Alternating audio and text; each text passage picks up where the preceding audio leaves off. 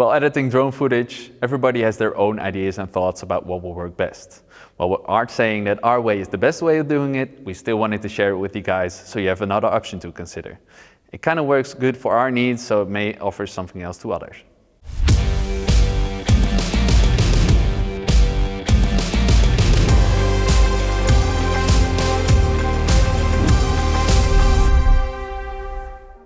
Before we start, note that there's a big difference between color correction and color grading. Color correction is all about getting the footage to look as natural as possible, while color grading is done for a dramatic effect. If you're color correcting for stock footage, try to skip the grading part because you want to keep the footage looking as natural as possible. Do note, in this tutorial we are working with footage that was shot in the D-Log M profile.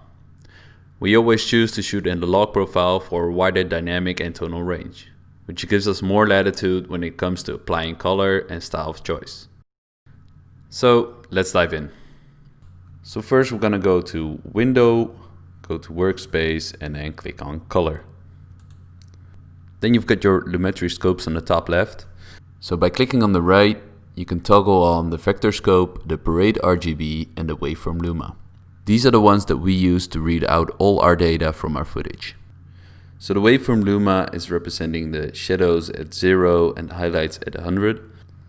You don't want to go below 0 or above 100 because otherwise you're under or overexposing.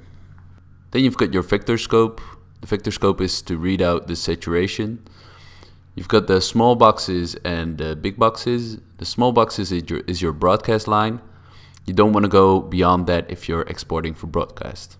If you're exporting for the web, you can go beyond that line, but definitely don't go further than the big boxes. Then you've got your parade RGB. This is to read out your white balance, and we'll look into that in just a minute. So at the right you have your Lumetri color panel, and if you open up the curves menu, you'll see the white straight line. You can use this white straight line to make an S-curve, pulling the shadows down and raising the highlights. Play around with this until you get the result you like.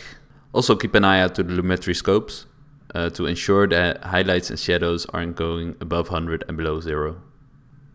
Next, it's time to take a look at the footage and see how the temperature is set. By shifting your temperature slider, you're gonna see a difference in your parade RGB scope. This is to read out your white balance. You can see if your white balance is off by checking to see if one color is much higher than the rest. If the white balance is good, the colors should be well on the same level. And then there's the exposure. We only adjust it when the shot is over or underexposed. Otherwise we just leave that on 0. Contrast is all about taste, but you never want to add too much. We usually keep it between 5 and 30, depending on the footage and the ambience we have in mind. It's up to you whether you want to adjust your highlights and shadows to create more contrast. If your ISO was raised during shooting, you should raise your highlights and lower your shadows, because the grain is in the darker areas and the clearer images are in the highlights. Then you've got your whites and blacks. Take a look at the waveform luma in the Lumetri scopes to see if you're under or overexposing, and try to keep it to minimum. And then finally, log files don't include saturation. So you would have to adjust that manually based on your personal preferences for each shot. Our color grading isn't all that advanced. It basically comes down to applying a lookup table, also known as a LUT. Bear in mind, of course, if your footage is not shot or edited correctly, applying a LUT is not going to work like it should. To apply these LUTs, go to the Lumetri color panel and click on Creative. Then click on Look, and then upload the LUT that you want to use.